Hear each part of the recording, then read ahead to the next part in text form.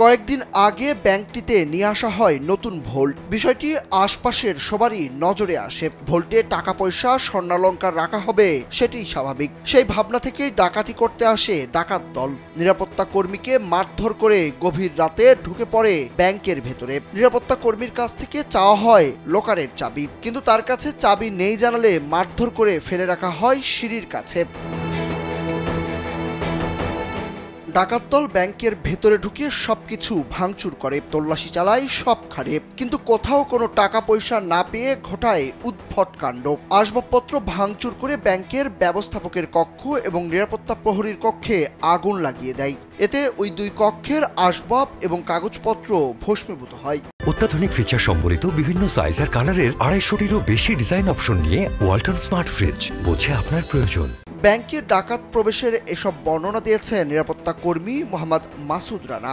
ওরা আমাকে বান্ধি রাখিয়ে অনেকক্ষণ খোঁজাখুঁজি করছে, প্রায় 10-15 মিনিট খোঁজাখুঁজি করার পর কোনো কিছু পায় নাই, না পেয়ে আমাকে মারছেও, কিন্তু মারার পর পরে বান্ধি টান্ধি রাখিয়া পরে সিঁড়ি আছে না, সিঁড়ির ওখানে ফালাই দিছে আমাকে।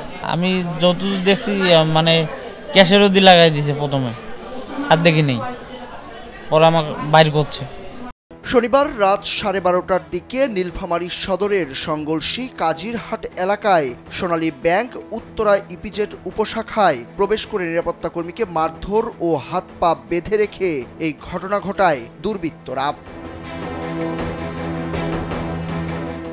সোনালী ব্যাংক উত্তরা ইপিজেড উপশাখার ব্যবস্থাপক মোহাম্মদ আব্দুল মোনায়েম জানান, স্থানীয়দের মাধ্যমে ব্যাংকের ভেতর আগুনের খবর পেয়ে ভবন মালিক তাকে বিষয়টি জানায়। পরে 999-এ কল দিয়ে তারা ফায়ার সার্ভিস পাঠিয়ে আগুন নিয়ন্ত্রণে আনে।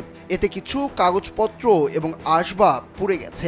আমি তাৎক্ষণিকভাবে 999-এ ফোন দিয়ে ফায়ার সার্ভিস এবং পুলিশের সহায়তা চাই এবং ওনারা তাৎক্ষণিকভাবে এসে আগুন নিভায় এবং গার্ডকে উদ্ধার করে হাসপাতালে পাঠায়।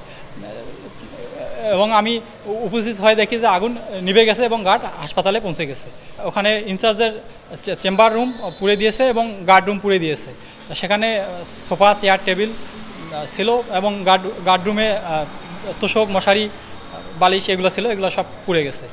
নীলফামারী সদর থানার ভারপ্রাপ্ত কর্মকর্তা MR সাইদ জানান, আগুন লাগার খবরে পুলিশের টিম ব্যাংকে যায়। এ বিষয়ে কর্তৃপক্ষ থানায় অভিযোগ করেছেন। বিষয়টি তদন্ত করে দেখা হচ্ছে। এই ঘটনাটি আমরা বিশদভাবে তদন্ত করছি।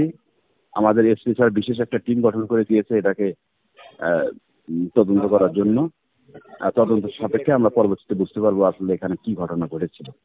এলাকাবাসীরা জানান, ব্যাংকের নতুন ভোল্ট স্থাপনের খবরেই হয়তোবা ডাকাতরা ডাকাতি করতে আসে, তবে কিছু না পেয়ে আগুন লাগিয়ে চলে যায়। এই ঘটনায় আতঙ্কিত তারাও। দোষীদের আইনের আওতায় আনার দাবি তাদের।